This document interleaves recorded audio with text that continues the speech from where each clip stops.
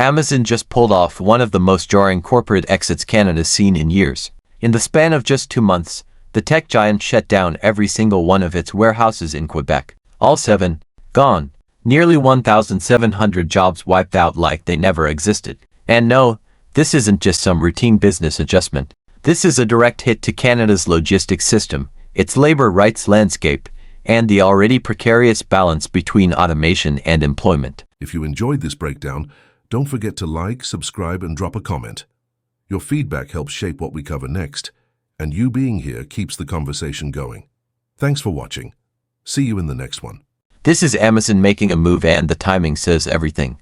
Because Quebec wasn't just another dot on Amazon's map. It was the province where workers managed to do what so many others couldn't: form a union. It was the only place in Canada where Amazon had a unionized workforce.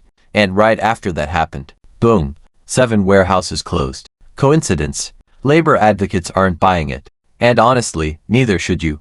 From the outside, Amazon's statement paints this as a strategic shift, just standard optimization, maybe a pivot to new technology, whatever. But when you look closer, this feels less like optimization and more like retaliation. Like a loud, clear message to any Amazon worker thinking about organizing: don't. And let's be clear, the fallout isn't just happening inside warehouse walls. These closures are rippling through entire communities.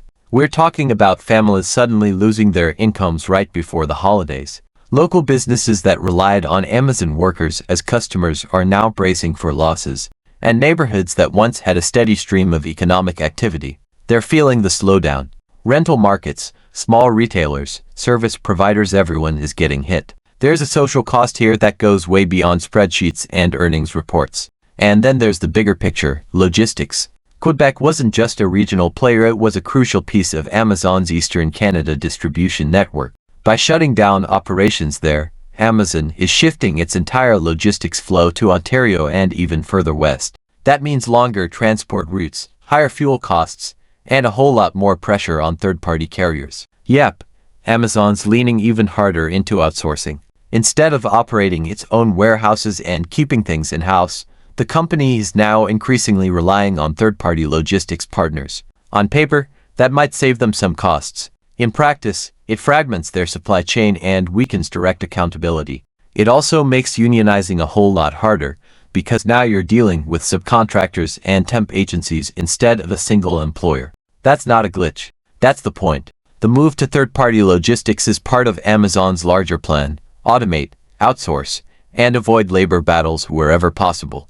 They've been pouring billions into robotics and AI-driven warehouse tech. So instead of dealing with humans who need healthcare and fight for better wages, they'll just bring in the machines. But here's the problem: Canada's not exactly known for fast adoption of automation. Compared to other countries, we've been slow to roll out robotics in industrial spaces. Regulatory delays, bureaucratic hurdles, and limited infrastructure make it harder for companies like Amazon to implement their vision of the future here. And that might just be the real reason behind this exodus. It's not just about Quebec. It's about Canada. Amazon sees more friction here than in the US, where automation can be deployed with fewer obstacles. Add in the growing influence of labor movements in places like Quebec, and suddenly, pulling out of the province and maybe even scaling back across the country starts to look like a cold business calculation. Especially with US tariffs making cross-border operations even more expensive. So what's next? Well, for one, this shift puts pressure on Canadian policymakers. Because when a company as big as Amazon exits a region, it doesn't just hurt jobs, it sends a message to other corporations. One that says, if you don't like unionized labor, or if the automation rollout is too slow, you can just pack up and go. That could seriously shake investment confidence across other sectors. And don't forget the workers. Nearly 1,700 people in Quebec didn't just lose jobs, they lost hard-fought career paths. Many of them had been building a future with Amazon, some actively involved in union organizing. This wasn't just work, it was progress. And now, it's all been gutted. That has a chilling effect. If organizing a union gets you laid off or your entire site shut down, what's the incentive for workers elsewhere to try? Quebec might have been the first, but now other provinces and other companies are watching closely to see how this plays out. If labor wins are met with corporate exits, that's going to change the game. And here's another layer. By outsourcing to third-party logistics firms, Amazon avoids the legal and ethical responsibility it would otherwise have as a direct employer. These subcontracted workers. If you enjoyed this breakdown, don't forget to like, subscribe, and drop a comment. Your feedback helps shape what we cover next, and you being here keeps the conversation going. Thanks for watching. See you in the next one. They're typically paid less, get fewer benefits, and have little job security. It's a move that weakens labor power across the board and consolidates corporate control behind a smokescreen of efficiency.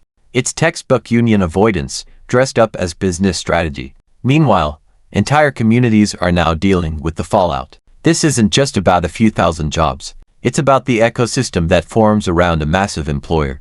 Grocery stores lose customers. Schools see enrollment drops. Housing markets shift. It's a domino effect, and the first piece has already tipped. There's also a long-term question about Canada's competitiveness.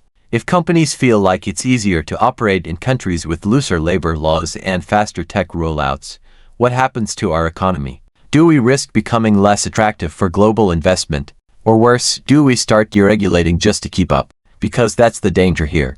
One high-profile exit like Amazon's, and suddenly there's pressure on governments to do more to keep business. But what does that mean? Cut labor protections, speed up automation approvals, undermine unions. That's the slippery slope. And yet, even as Amazon pulls out, Quebec's labor movement might be stronger than ever. This ordeal proves just how powerful collective bargaining can be and how threatening it is to corporate interests. The fact that Amazon reacted this drastically is a testament to how much impact labor organizing actually has. In a way, it's confirmation. The union worked. It pushed back against one of the most powerful corporations in the world, and for a moment, it won. That win just came with a brutal cost. But here's where things get real. The warehouse jobs lost in Quebec, they're not coming back. Not in their old form. Not with people on the floor packing boxes. If anything returns, it'll be automated fulfillment centers staffed by a fraction of the previous workforce, or worse, just contracts handed out to external delivery companies. That's the future Amazon's betting on. And unless Canada gets serious about workforce retraining, automation readiness, and protecting labor rights within that future, we're going to keep losing ground. The companies will leave, the jobs will disappear, and the people will be left behind. This isn't just an Amazon problem, it's a national one. So where does that leave us? With a country that just got a very loud wake-up call, a labor movement with proof of both its power and its vulnerability, a government forced to rethink its policies, and thousands of workers wondering what happens now. Amazon's exit from Quebec isn't just a business decision. It's a turning point, one that shows us exactly what happens when corporate power meets organized labor in a place that still believes in workers' rights. If you've been following this saga with your jaw on the floor, you're not alone. This is one of those rare moments when everything from logistics to labor to national policy collides in a single corporate decision. Let's keep the conversation going. What do you think Amazon's really up to here? Was this about automation, unions, or something else entirely? Drop your thoughts in the comments. Don't forget to like the video, share it with someone who needs to hear the real story, and hit that subscribe button if you want more breakdowns of corporate chaos like this, because this is only the beginning. Here's what makes this whole thing even more unnerving. Amazon didn't just leave quietly, they vanished. 7 warehouses shut down in rapid succession. No slow wind down. No public consultations. No real explanation beyond corporate PR lines. It was abrupt, calculated, and left nearly 1,700 workers scrambling without a safety net. You don't do something that disruptive unless you want to send a message. And that message, it couldn't be clearer. You unionize, we vaporize. For a company that built its empire on efficiency and scalability, this was an ice-cold move. It didn't just end jobs, it disrupted entire communities.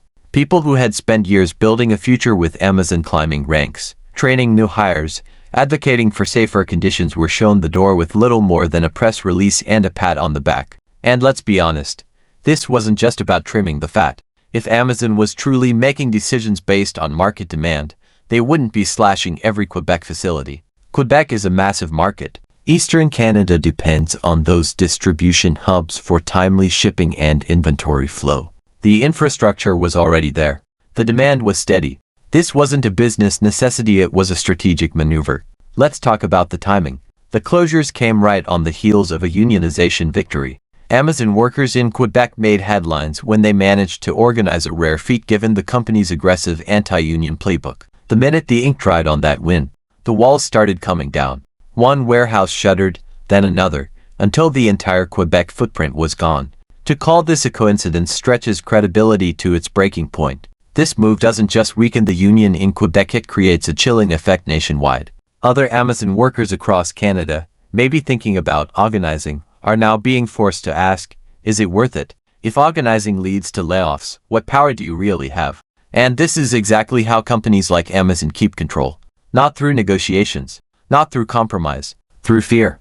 What's even more disturbing is how easily it all happened. No serious penalties, no regulatory pushback, no emergency government response. Just a giant, American corporation flexing its muscles and walking away from Canadian labor with barely a scratch.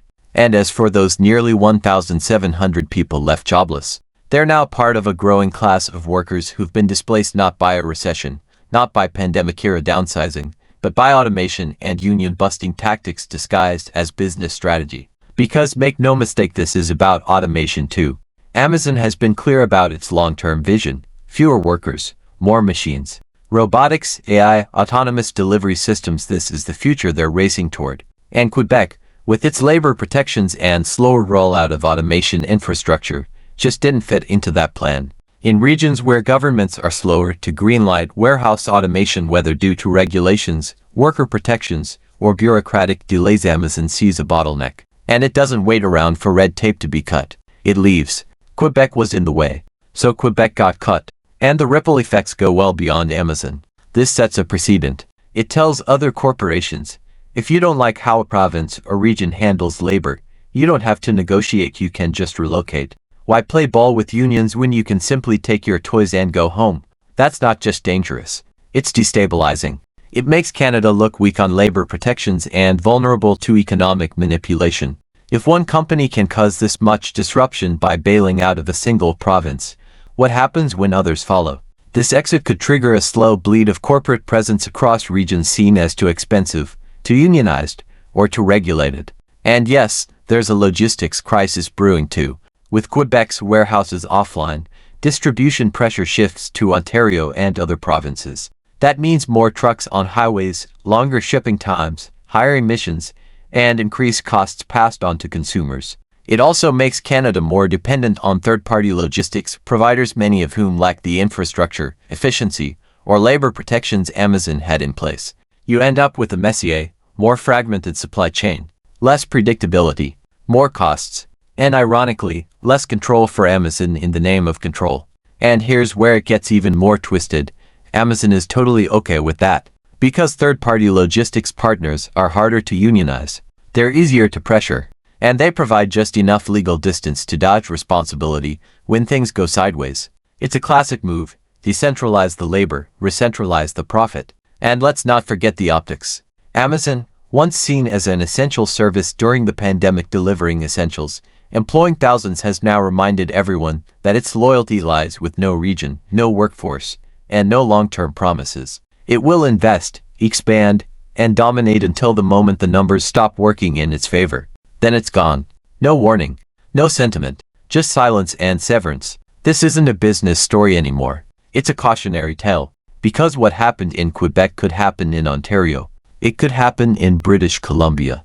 If other provinces start pushing for union rights or raising the bar on working conditions, will Amazon leave them too?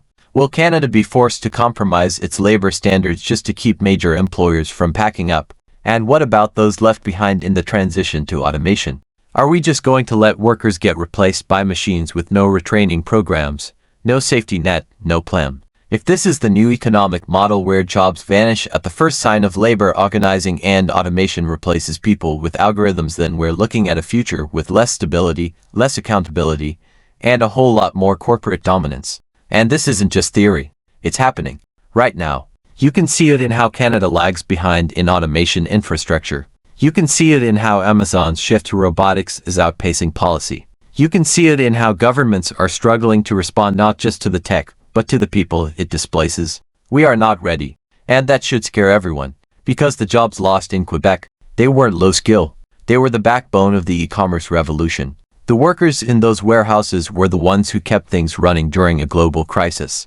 And now they've been dropped in favor of a future that's faster, colder, and a whole lot more robotic. So now we're left with a national reckoning. Canada has to decide what kind of labor future it wants. One where workers have rights, job security, and a voice.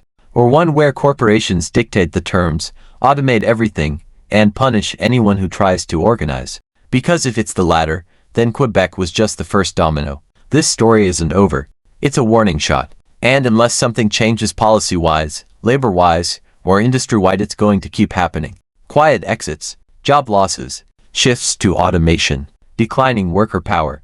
It's not just coming, it's here. And here's the brutal irony in all of this. For years, Amazon sold itself as the future. It was the place to work if you wanted stability, scale, opportunity. Fast-paced, sure. Demanding? Absolutely. But it was seen especially during the pandemic as essential, necessary, and touchable. But now, in Quebec, it's vanished. This wasn't a company that got pushed out. It wasn't a government crackdown or a financial collapse. Amazon left by choice, voluntarily, strategically, and the people paying the price. They're not executives. They're not shareholders. It's the warehouse workers who scanned, lifted, packed, and shipped through heatwaves, lockdowns, and supply chain chaos. They built the engine, and they got dumped the second they asked for better brakes. That's not just unfair, it's corrosive. It undermines every effort to make labor fairer, safer, more sustainable. It tells workers that fighting for their rights is a gamble, and that the House always wins. So now the rest of Canada is watching. Other provinces, other companies, government officials, union leaders. Everyone's wondering, is this the new template? If one province dares to push back, does the corporate machine just move on to somewhere more cooperative? It's not just a labor story anymore. It's a sovereignty story, a national policy story, a story about how much control we're willing to hand over to companies that don't even flinch when they close shop and wipe out a province's infrastructure. And let's not forget, Quebec isn't some remote outpost. It's a major population center, a logistics hub, a place with resources, talent, and a history of progressive labor movements. If it can happen there, it can happen anywhere. So yes, Amazon's exit from Quebec is a logistics nightmare. It's a labor crisis. It's a warning. But it's also a test. A test of how Canada responds when corporate power clashes with collective power. A test of whether labor rights still matter in the face of automation and outsourcing. A test of whether the future of work will include people or just machines. The writing's on the wall. The robots are coming. The companies are consolidating. And the question is, who's protecting the workers who still make everything run? If this story has you fired up, let's keep it going. Leave a comment. What do you think Canada should do next? Like the video if you believe workers deserve better. Share it with someone who needs to see through the corporate spin. And subscribe, because there's a lot more to uncover and we're just getting started. Thanks so much for watching. If you made it all the way to the end, you're officially part of the small percentage of people who don't just click away, and that means a lot. Before you go, I'd love to hear from you.